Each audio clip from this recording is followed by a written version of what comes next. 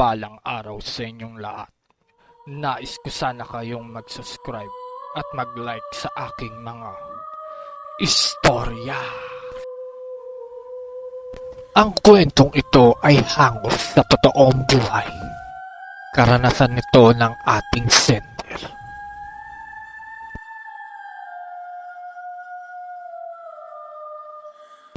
Simulan na natin.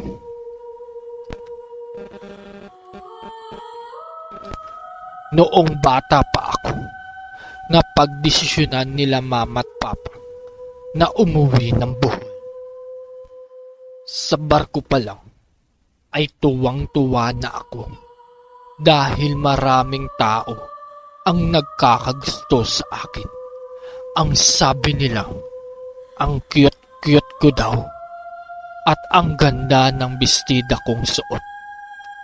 Kaya lagi akong nakangiti at pinagyayabang itong suot kong bestida dahil bigay ito ng tita kong Chinese bago umuwi ng China.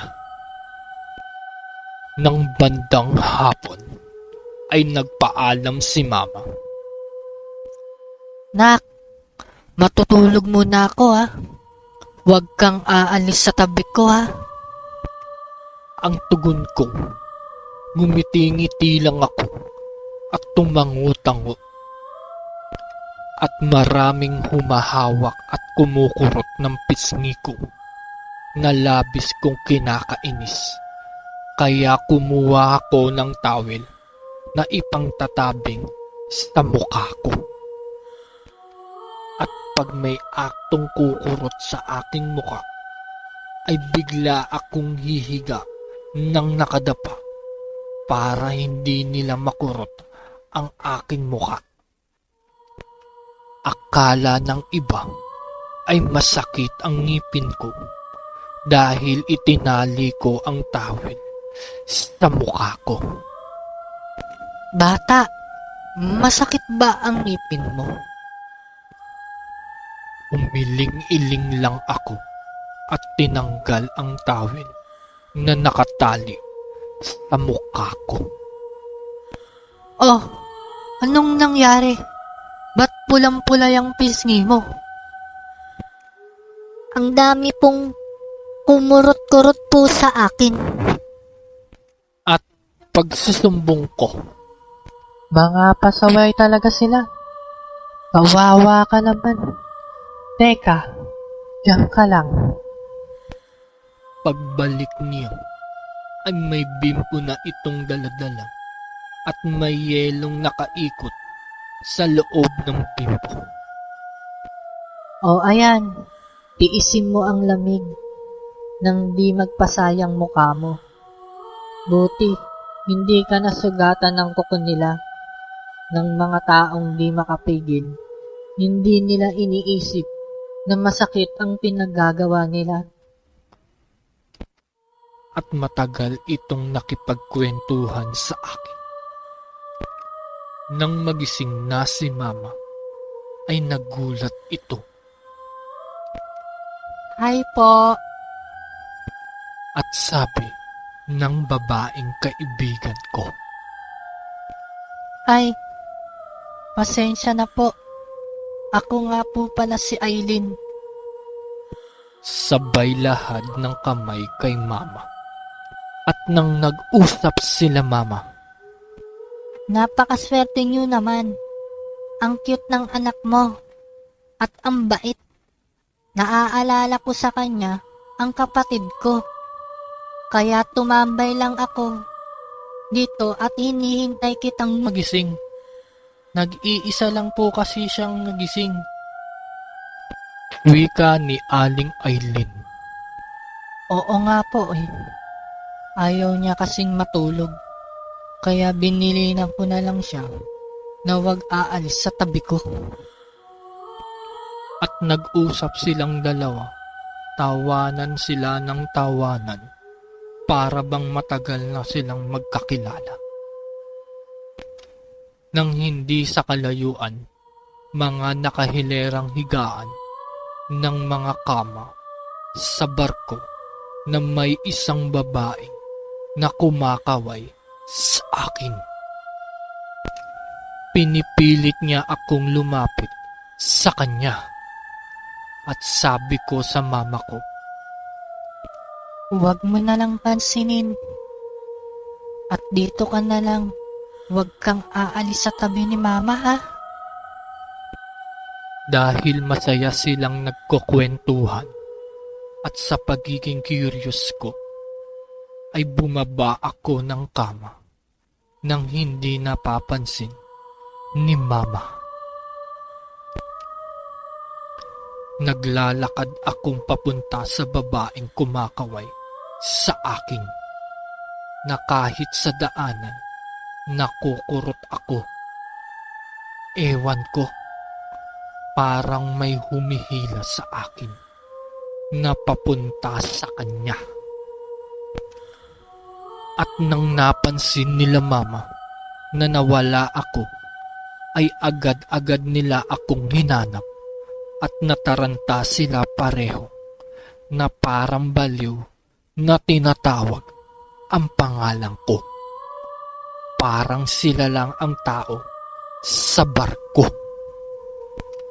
May nakapagsabi sa akin na nakita daw akong kasama ng isang babae na papunta sa baba kung saan doon may CR.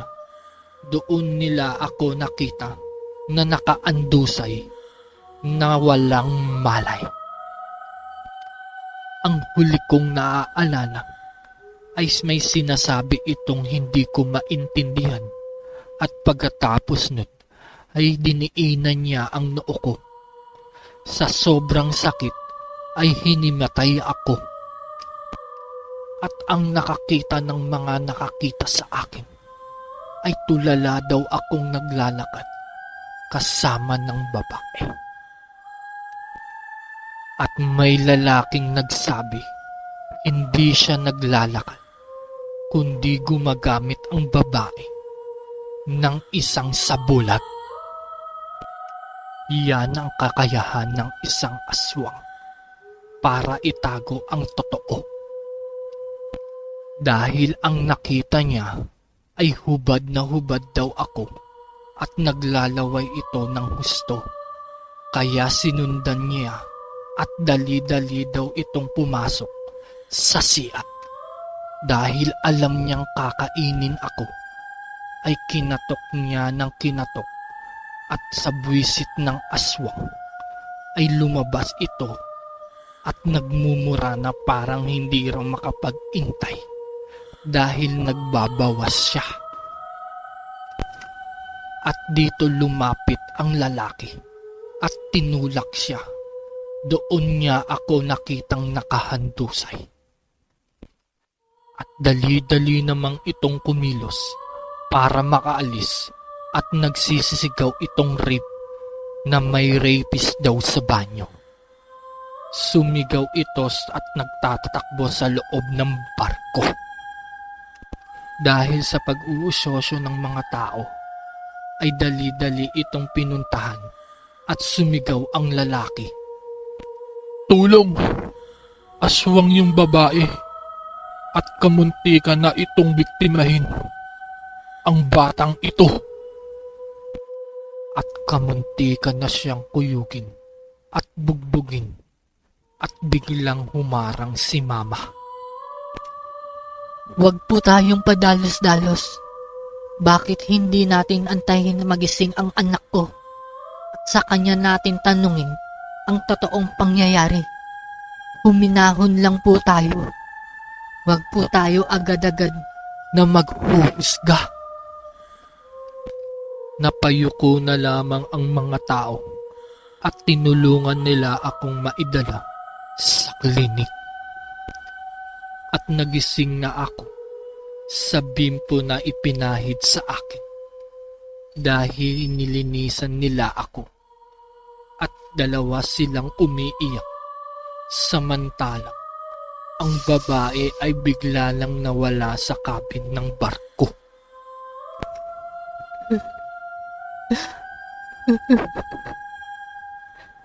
Sabi ko sa iyo na Huwag kang aalis sa tabi ko. Wika ni Mama. Natulo ng tulo ang luha niya.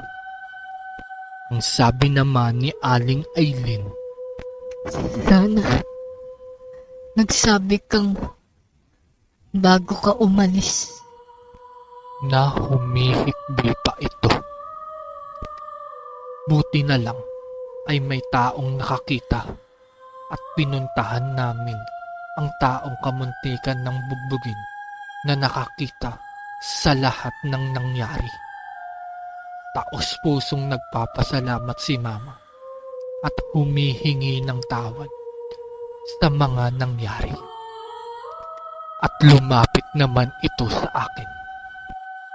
O ining, lagi kang mag-iingat ah. Lalo na't hindi ka pangkaraniwang bata. At hinaplos niya ang noo ko at nagwika siya. Lahat ng nakikita mo ay hindi nakikita ng ordinaryong mga mata. Pag-ingatan mo ang meron ka. Balang araw, maiintindihan mo rin iyan. Sa ngayon, hinahawakan Niya ako sa balikat. Walang mangyayaring masama sa iyo. Andyan na ang gabay mo para bantayan ka lagi. Makinig ka lang lagi sa kanya. At hinalok sila ni Mama ng tanghalian. Ang sabi nito, Wag na ho. Madami po kami. Baka maubusan po kayo ng budget. at ngumiti lang si Mama. Hindi po. Dahil ang kapitan ng barko na sinakyan namin ay tito ko.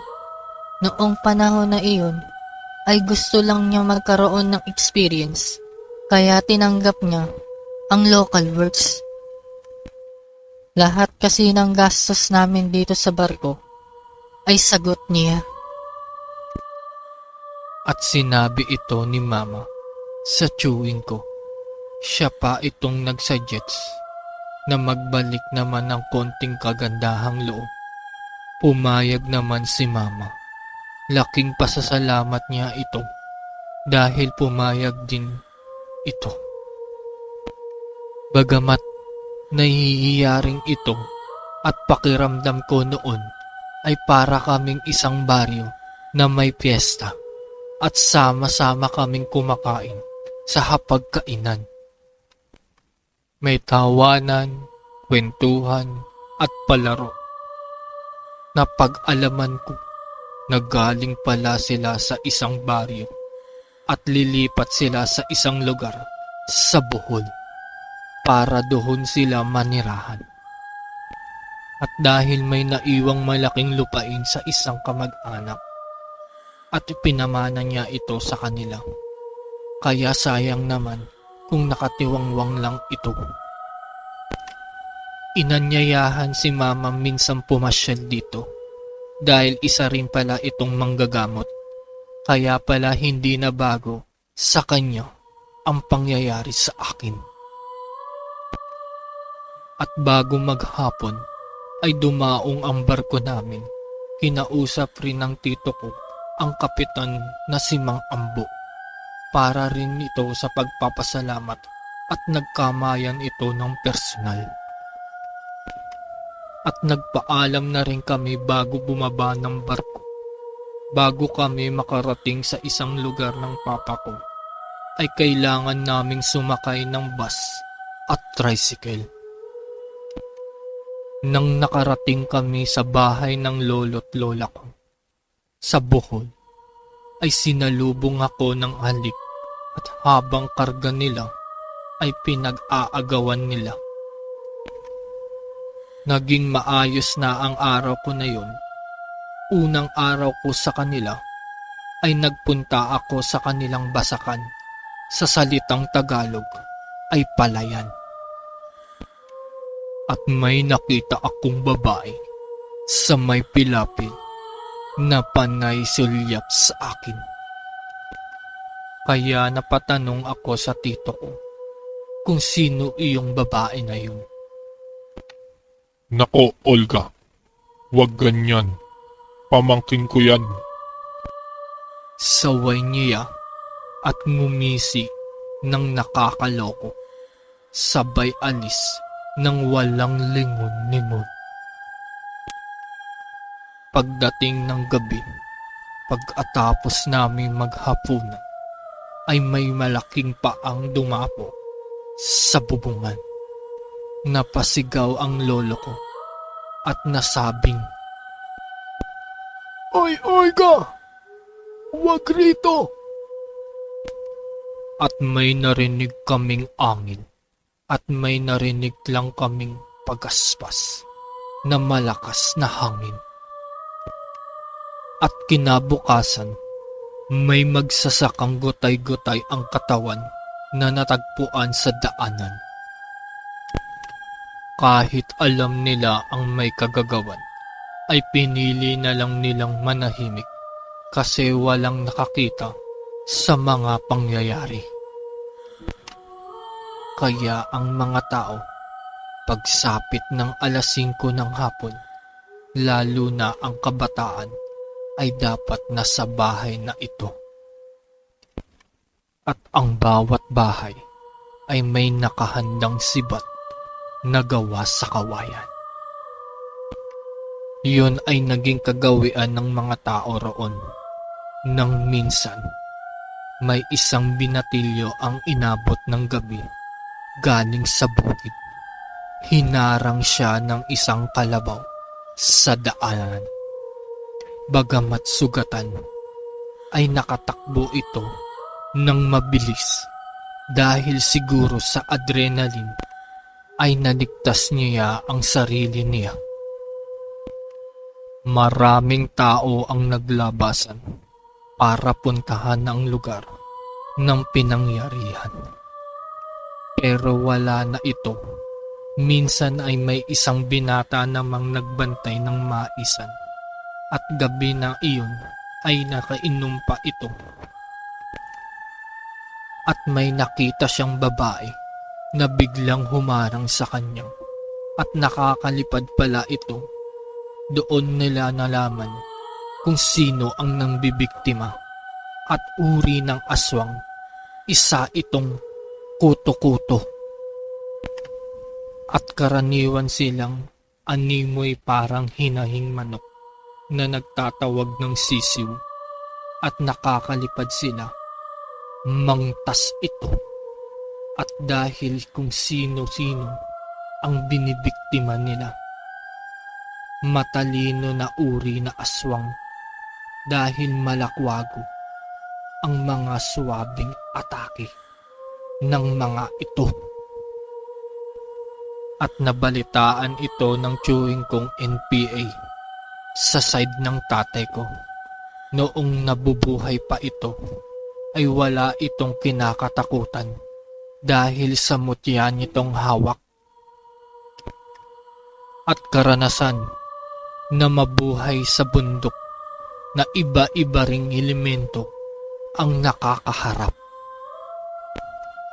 Nang minsan, naghahani siya ng mga palay, ay ginabi na ito. Nag-aalala na si Lola dahil gabi na at may aswang nang gumagala sa daanan. At ito ay naikwento niya na may binatilyo daw sa gabing iyon na nagpapakain ng alaga niyang kalabaw. Sakto namang napadaan siya at akmang dadagitin ang chewing ko na ibato niya ang hawak niyang gulok. Tinamaan ito sa kanyang balikat. At ang binatilyo naman ay hinimatay at ang kanyang kalabaw ay patalon-talon na nag-iingay. Dahil sa galit ng aswang ay sinugod ang chewing ko. Nagbuno sila at tanging suntok lang ang ginawa niya dahil wala siyang armas na panglaban dito. Dahil sa lakas ng aswang ay naibato at ang swerte namang sa basakan o taniman ng palayan siya bumagsak. Inilublob niya ang sarili niya sa putikan. Pero hindi na kontento ang aswang. Nililimas niya ang putikan para mahanap niya ang tiyuing ko. At naisip ng tito ko, baka dito na siyang namamatay. Kaya ginawa ng tito ko. Nagbilog siya ng putik, saktong papunta sa pwesto niya. Ang aswang ay buong lakas niya itong binato. Naghangil ng husto ang aswang. At saktong papalusog na ito ay siya namang datingan ng mga tao. Narinig daw niya ng tito ko, maswerte siya ngayon na araw na ito at dali-dali itong lumipad. Dahil sa puno ng putik ang tiyuhin ko, tinanong siya ng mga taong, "Sino ka?" Nasabi niya ang pangalan niya. Doon niya napansin na naggalusan pala siya. Iyawa ka nga, aswang ka. Ako pa ang gusto mong lapain. Ipinakita ko sa'yo ang hinahanap mo. At galit na sambit niya ito. Pag-uwi niya ng bahay, ay agad siyang pumasok sa loob ng bahay. Kahit sobrang dumi niya, dahil sa putik, ay hindi niya ito naipigilan pa. "Oh, Gary! Anong nangyari sa'yo? Anong ginagawa mo? At saan ka pupunta?" Ang sunod-sunod na tanong ng lolo ko. Huwag niyo akong intindihin, tay. Magsarado kayo ng husto ng bahay at huwag na huwag kayong lalabas kahit anong mangyari at maririnig niyo sa labas ng bahay. At sabay kuha ng dalawang itak at sinumbit niya sa kanyang tagiliran. Sabi ni Tito Gary, Huwag kayong mag-alala, tay. Mangangaso lang ako. Wika ni Tito Gary. Nang gabing iyon ay inabangan niya ang aswang. Saktong may magsasakang ginabi na ng uwi at kitang-kita niyang kung paano ito sugurin mula sa itaas na walang kamalay-malay ang magsasaka. Nang aktong itong dadagitin ay nag-usal siya at nagdasal ng tigalbo. At galit na galit itong umaangil at nagulat ang magsasaka sa kanyang nakitang anyo na nilalang. Kaya napasigaw ang tiyuhin ko. Dali, tumakbo ka na. Iwanan mo na ang mga dala-dala mo. Bilisan mo na. Ang sigaw niya ng malakas. Sinalubong niya ang aswang dahil mautak ito. Nakalmot siya nito sa braso at akmang papasugod ito uli ay pinako niya ito ng dasal upang hindi na ito makakilos. Napasigaw lang ito.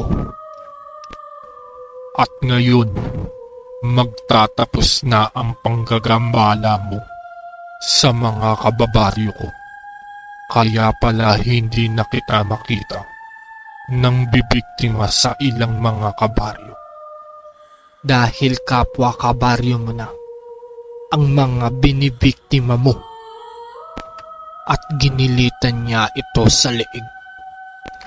At inilibing niya ang kalahati ng katawan sa kabilang ilog para hindi na ito pwedeng buhayin.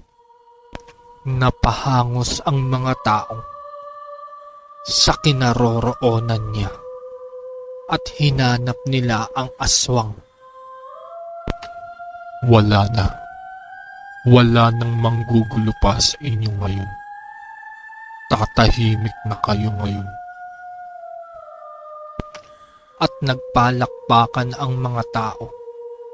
Napansin nila ang tulo ng dugo sa braso niya at agarang itong binigyan ng pangunahing lunas. Wala lang ito. Galos lang ito. Pag-uwi niya ng bahay, niyakap siya ni lolo at lola. Tinanong siya, "Oh, anak, okay ka lang ba? Anong masakit sa'yo? Anong kailangan mo?" At ang wika niya, Okay lang ako. Huwag niyo akong alalahanin. at kinabukasan, ang sugat niya na natamo niya ay parang bulang naglaho. Naaalala ko na sinugatan niya pala ang pinsan ko at imbis na siya ang uminom ng gamot ay pinainom niya sa pinsan ko. Isa pala itong ritual at pasasalamat sa kanya. Dahil malakas daw ang spiritual nito. At ako naman ay hinipo-hipo niya ang hulong at nagsabing marami ka pang bagay na pagdadaanan. At manalig ako sa Diyos at wag na wag daw akong bibitaw.